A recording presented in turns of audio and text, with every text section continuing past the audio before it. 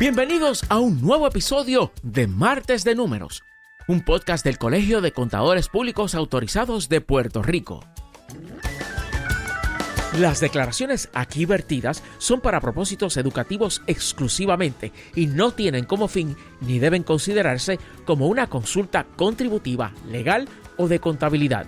Cualquier consejo que esta grabación contenga no ha sido considerado o escrito para ser usado y no puede usarse con el propósito de evadir penalidades que puedan imponerse al amparo del Código de Rentas Internas o de cualquier disposición contributiva local, estatal o federal.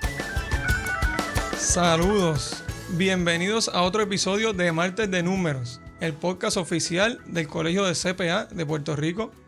Soy el CPA Javier Fadel, miembro del Comité de Planificación Financiera e Inversiones. Tener un buen plan financiero personal es clave para asegurar el bienestar de nuestra familia y vivir con tranquilidad. Pero no siempre es fácil. Muchas veces no sabemos por dónde comenzar ni a quién acudir para guiarnos en el proceso. En este episodio vamos a hablar sobre cómo un contador público autorizado, que también es Certified Financial Planner, puede marcar la diferencia al momento de ayudarte a responder preguntas importantes sobre tu dinero y tus metas financieras. Para compartir toda esta valiosa información me acompaña el CPA Gabriel Otero, miembro del Comité de Planificación Financiera e Inversiones. Bienvenido. Muchas gracias. Gracias por la oportunidad. Me siento muy honrado de estar aquí durante el día de hoy. Qué bueno tenerte. Es importante mencionar que Gabriel y yo, adicional de ser contadores públicos autorizados, pues tenemos la certificación de CFP, que es un poco a lo que venimos a hablar hoy, ¿verdad? Adicional, pues Gabriel tiene otras licencias de asignaciones que le enseñan sobre el área del comportamiento en el área de las finanzas personales, y yo alguna otra especialidad que indaga en el área de ingresos durante la etapa de retiro. Sin más preámbulo, vamos a comenzar el tema de hoy. Gabriel, ¿tienes algo que aportar? Sí, pues Javier, lo que es el campo de la planificación financiera en Estados Unidos en el momento es una de las profesiones que más está creciendo. Y uno de los factores y razones por la cual esto es porque los patronos han comenzado a pasar lo que es la responsabilidad del retiro del patrono a lo que es el empleado. Y lo que en Puerto Rico le conocemos en la calle como los planes de pensiones, pues antes un empleado trabajaba X años de edad y una vez se retiraba, pues contaba con su seguro social, sabía cuánto iba a estar recibiendo de su plan de pensión y sabía cuánto podía gastar todos los meses. Ahora nos hemos movido un poco de esos Defined Benefit Plans a Defined Contribution Plans, que mejor en la calle los conocemos como los 401k. Así que los clientes vienen con esas preocupaciones genuinas de, pues, lo que yo he ahorrado a través de mi vida es suficiente para cubrir mis gastos en etapa de retiro. Ok, o sea que antes era un poco más predecible, ¿verdad? Esa etapa del retiro y los ingresos que la gente iba a recibir para cubrir su costo de vida, las emergencias. Y cuéntame un poco, porque sé que, ¿verdad?, estás en la práctica, al igual que yo, de la planificación financiera. Cuéntame un poco las preocupaciones que traen los clientes en el día a día, tal vez esas que son como generales, que Sí. todo el mundo comparte o la mayoría. Sí, pues ahí ya nos adelantamos a una, pues esa preocupación de cómo voy a sustituir mi ingreso activo mientras estoy trabajando, pues una vez me retire, pues lo que he ahorrado, el capital que he construido va a ser suficiente para durar durante mi etapa de retiro. También otras preocupaciones genuinas son, pues, cuánto debería ser mi fondo de emergencia. El fondo de emergencia, pues, según la literatura de las finanzas, pues deberíamos tener ahorrado aproximadamente 6 meses de gastos del día a día. Esa es una de esas preocupaciones genuinas. También, pues, muchos clientes que tienen niños, familias, pues, ¿qué ocurre en caso de si me incapacito? ¿Qué pasa si yo falto? Esas son algunas de esas preocupaciones genuinas que traen nuestros clientes. Otras también más sencillas pueden ser, pues, esas metas establecidas financieras. Muchas veces, pues, no sabemos exactamente qué es lo que estamos buscando, o sea, cuáles son esas metas que yo quiero a corto, mediano y largo plazo. Ya, pues, a corto plazo, pues, puede ser establecer ese fondo de emergencia. Ya a mediano plazo, pues, tal vez en varios años quiero comprar una propiedad, quiero enviar a mi hijo a estudiar en la universidad. Ya enfocado a largo plazo, pues también es lo que es el retiro. Así que esas son algunas de esas preocupaciones que los clientes nos traen a la mesa cuando se sientan con nosotros. Así también quería añadir, ya cambiando un poco el tema, quisiera, Javier, que nos hable en arroz y habichuela qué es lo que es un CFP, mejor conocido como un Certified Financial Planner. Claro que sí. Y me gusta eso que decías porque todo lo que hablaste de las preocupaciones de los clientes venía atado a preocupaciones de eventos en la vida de las personas. No era tanto que la preocupación es cómo hago rendir más mis inversiones, que puede ser una preocupación también, pero venía atado como la educación de mis hijos, saldar un préstamo, o sea que eso, nada, tocaremos más adelante sobre eso. Entonces, a tu pregunta, Gabriel, un CFP, como tú dices, en español sería un planificador financiero certificado. Recientemente se registró la marca de Certified Financial Planner como el nombre escrito así completo, que eso se había solicitado antes y no se había aprobado y recientemente se aprobó porque la sigla CFP ya está como una marca registrada en Estados Unidos. O sea que como bien decían, la profesión cada vez va adquiriendo más peso y seriedad. Pues, ¿qué es un Certified Financial Planner? Es el estándar más alto en la industria de la planificación financiera de individuos, ¿verdad? Es dirigida por el CFP Board en Estados Unidos y lo que busca es que profesionales como tú y como yo asistan a las personas en cumplir sus metas financieras según sus circunstancias personales, ¿verdad? Financieras y personales, como veníamos diciendo, las metas, ¿verdad? ¿Cómo uno se hace CFP? Puede ser una pregunta que tenga alguien en la audiencia. ¿Y cómo uno se hace CFP? Pues uno pasa por un proceso de educación inicial, cumple ciertos cursos. Después de completar esos cursos que estén acreditados, ¿verdad? Aprobados por el CFP Board, pues uno toma un examen riguroso de 4 horas en todos los temas de la planificación financiera de individuos. Una vez uno pasa el examen, pues tiene que completar unas horas de experiencia y cumplir unos ciertos requisitos de ética y ya le dan la licencia, ¿verdad? Sí. Es bueno añadir ahí también que una persona que tenga la licencia de CPA también puede hacer un fast track donde solamente le tocaría hacer el proyecto final y ir directamente al examen, no tiene que pasar por la parte educativa.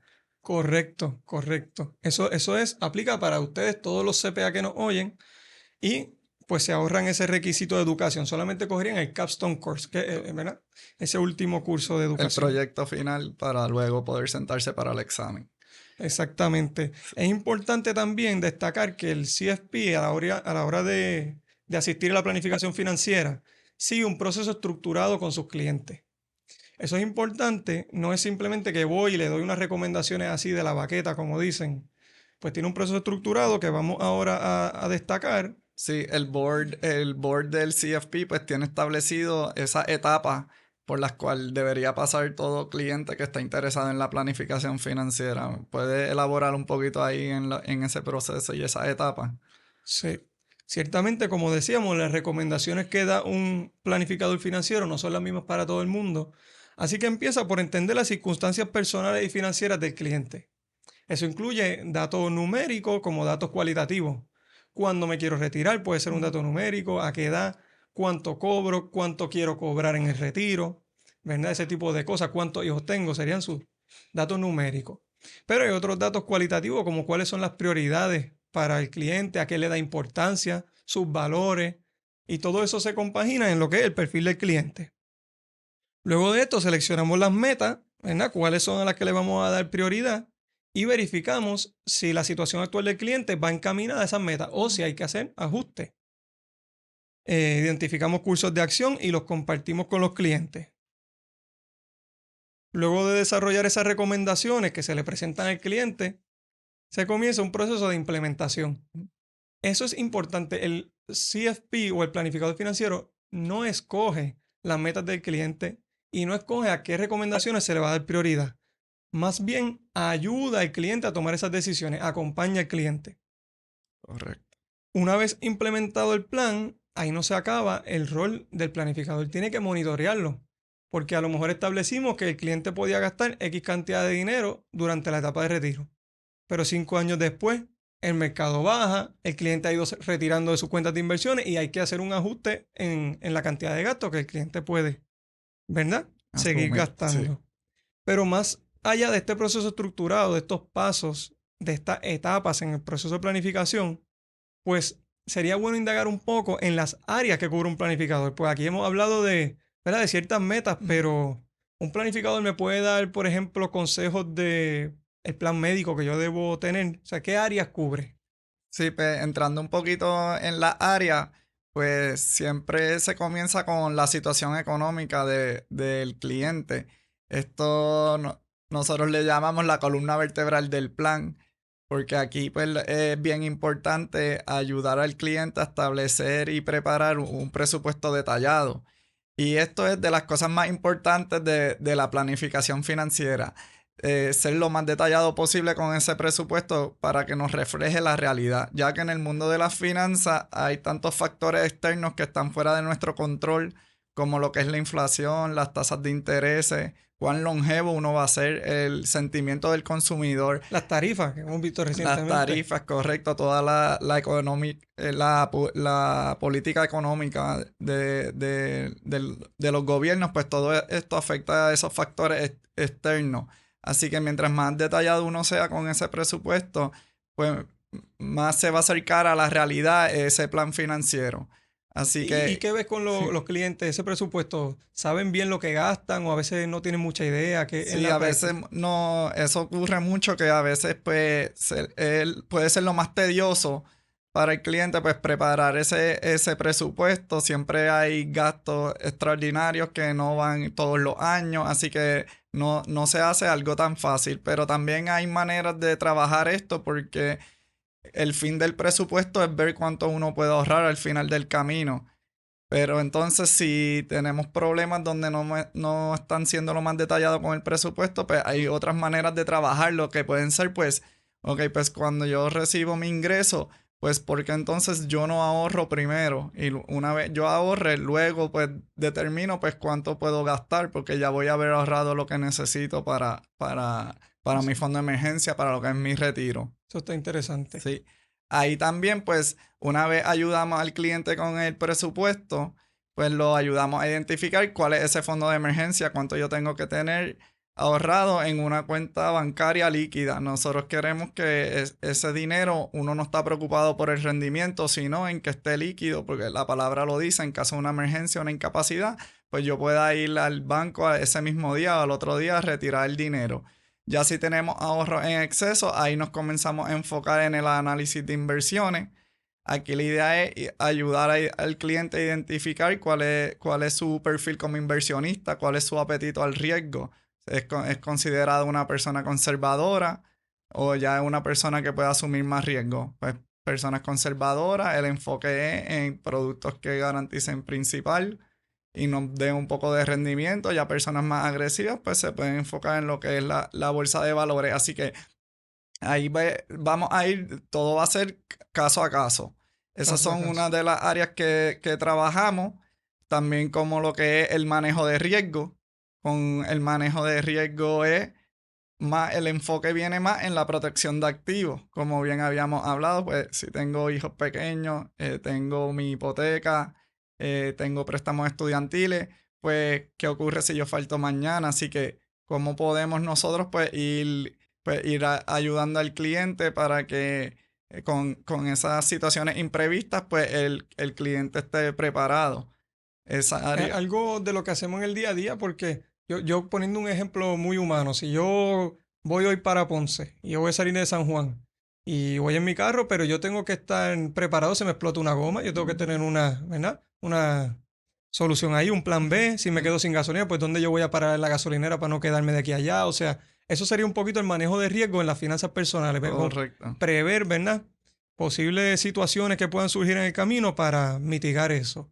Y yo he visto que esa área muchas veces se trabaja junto con el área de herencia. Sí. Porque no solamente si yo fallezco, ¿qué le toca a mis hijos? Sino cómo se distribuirían mis activos en caso de yo fallecer. ¿Qué ves en esa área en la práctica? Sí, eso también, gracias por eso, porque es bien importante que a veces los clientes nos llegan con una preocupación genuina, pero poco a poco se van dando cuenta cómo un área amarra con las demás. Y aquí en lo del manejo de riesgo, pues vemos cómo amarra con el tema de herencia, que si yo falto, pues cómo se van a distribuir mis activos. Pero también pues el enfoque del área de herencia pues también trabaja lo que es el análisis contributivo. O sea, tengo exposición contributiva a nivel federal el día que yo falte. Así que todas estas áreas básicamente se interlazan una con la otra. También Buenísimo. también se trabajan otras áreas adicionales como es lo que es la planificación de la educación de los dependientes. Aquí la idea es, pues, hemos visto cómo los costos universitarios se han disparado. Pues, ¿qué tenemos que hacer? Pues, si mi hijo va a ir en varios años a la universidad, ¿cuánto yo tengo que comenzar a ahorrar hoy día para cubrir esos gastos universitarios el día pues, que tengan 18 o que vayan a comenzar la universidad? Wow, eso está excelente, porque ya eso se sale de, oye, yo quiero conseguir el producto que me dé más rendimiento versus yo quiero conseguir la estrategia que el día que mi hijo se gradúe de high school y entre a la universidad, yo tenga los fondos para cubrir eso. Correcto. Me parece excelente. El otro día leí un quote bien interesante porque decía que las finanzas personales tienen mucho más de personales que de finanzas. Y es un poco lo que estamos viendo aquí. O sea que nuestro servicio va dirigido a la persona, a cómo usar su dinero como un medio para cumplir unos fines a los cuales le da prioridad, o ella, versus el dinero como un fin en sí mismo. Eso para mí es muy interesante, me gusta mucho de nuestra profesión. Yo quería, porque como te decía ahora, mencionamos el tema de los productos y hemos hablado aquí ya 10, 15 minutos y todavía no hemos hablado de productos específicos, que si una anualidad indexada o cualquier producto de inversión. ¿Dónde entran los productos en este proceso? Javier, por eso es que yo entiendo que la planificación financiera es tan bonita, porque lo que es la planificación, pues la idea es primero conocer al cliente. Entonces, como bien mencionaste, pues ver esas metas, establecer son mis objetivos y cuáles son esas metas. Así que no necesariamente pues un producto que haga sentido para un cliente va a ser sentido para el vecino. Así que aquí esto es como cuando un paciente va al médico, pues el médico no te va a recetar un medicamento sin antes hacerte unos laboratorios, sin antes hacerte unos rayos X, un MRI. Así que es bien importante pues nosotros conocer al cliente, ver dónde está parado, ver cuáles son sus metas, conocer su horizonte de tiempo, su apetito al riesgo para entonces poder hacer esas recomendaciones. Ok, o sea que las estrategias van a ser tan diversas como las situaciones personales de los clientes. Y, y eso que decías ahora es muy interesante porque además de que hay muchas estrategias, pues es un servicio que tú le das a cada uno en particular, personal, según las metas de cada uno. Correcto. Un ejemplo muy sencillo puede ser, o sea, clientes entran a la oficina preguntando por ciertos productos que vieron anunciados, y pues la planificación financiera donde me va a ayudar es, por ejemplo, si yo estoy trabajando con un cliente y veo que el patrono le ofrece un 401k, pero no está maximizando el pareo del patrono, pues no hace sentido que el cliente invierta en ese producto que le están ofreciendo si no estoy siendo eficiente estoy dejando dinero sobre la mesa con el pareo de mi patrono. Así que, El matching. correcto. Así que todos esos son detalles pequeños que la planificación financiera nos va a ayudar a hacer esos ajustes y entonces entender esa necesidad del cliente para luego poder hacer esas recomendaciones específicas de productos. Perfecto.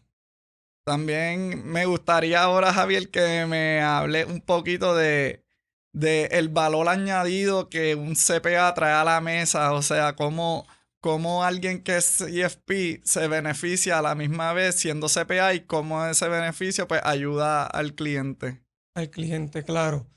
Pues cabe mencionar que para tú asistir en el proceso de planificación financiera no es requisito que sea un CFP.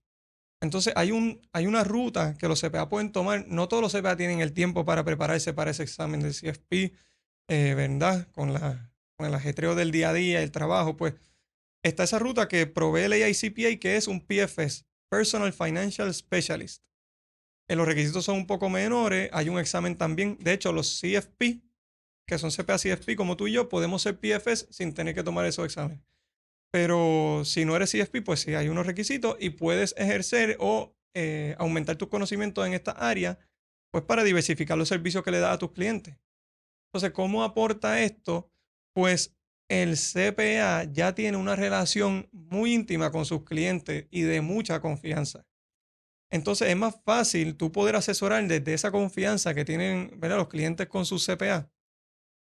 Y adicional a esto, tenemos conocimiento en cada una de estas áreas, sobre todo en el aspecto contributivo, aspectos de riesgo, ¿verdad? Pero más allá del conocimiento, yo creo que la confianza es la clave de por qué el CPA es un planificador financiero por excelencia. El otro día me decía una clienta que yo no voy a vender mi casa porque le pregunté a la CPA y me dijo, mira, no la vendas porque... Pero en realidad los CPA no tienen por qué ser expertos en real estate en Puerto Rico. Pero el cliente confía en que si mi CPA me dice, pues por algo me lo dice. O sea que, y eso yo creo que aporta mucho a este servicio. Sí, definitivamente pues el CPA tiene mucha confianza sobre el pueblo de Puerto Rico, así que eso es pues un peso que nosotros cargamos y es lo bonito también de esta profesión que nosotros tenemos. Aquí me gustaría añadir también que en la planificación financiera básicamente lo que nosotros buscamos es que la preocupación no es necesariamente hacer más dinero o ingresar más, sino lo importante al final del día es, pues, de lo que yo ingreso, cuánto yo ahorro. Y ese es el mensaje que nosotros le queremos llevar al pueblo de Puerto Rico, o sea, cuánto de mi cheque, pues, cuánto yo ahorro. Así que es bien importante que cuando estemos mirando todo lo de nuestras finanzas personales, pues sí entendemos que lo que es la salud mental y la salud física, pues eso va sobre encima de todo lo de la salud financiera. Pero una vez nosotros tenemos esa salud mental y esa salud física y estamos muy bien, pues de tercer plano, pues pasa lo que es la salud financiera. Y básicamente eso es lo que buscamos con nuestros clientes en la planificación financiera, que poder tener esa tranquilidad por las noches, o sea, saber que estamos durmiendo en paz porque estamos haciendo las cosas correctas. Correcto. Y yo incluiría que se vuelve como un círculo virtuoso porque la persona, a medida que tiene unos hábitos mejores financieramente, durante la etapa de retiro, pues va a tener una mejor salud, va a poder accesar, ¿verdad?, mejores planes médicos, mejores servicios y cubrir todo este tipo de cosas. Así que sí es muy gratificante. Yo creo que con este comentario final, pues podemos ir cerrando, ¿verdad?, el podcast. Agradecemos mucho a la audiencia. Gracias, Gabriel, por la participación, por darnos este espacio. ¿Tienes algún comentario final? Gracias por la oportunidad. Me siento muy honrado de haber participado en este podcast de Martes de Números. Pues claro que sí, cómo no. Con esto concluimos nuestro episodio de hoy. Muchas gracias, Gabriel, por esta gran charla y por supuesto gracias a todos ustedes por escucharnos. No olviden suscribirse a nuestros canales en Spotify, Apple Podcasts y YouTube y seguirnos en nuestras cuentas en las redes sociales. Recuerden que cada semana tenemos una cita aquí en Martes de Números. Hasta la próxima. Gracias por escuchar este episodio de Martes de Números, un podcast del Colegio de Contadores Públicos Autorizados de Puerto Rico.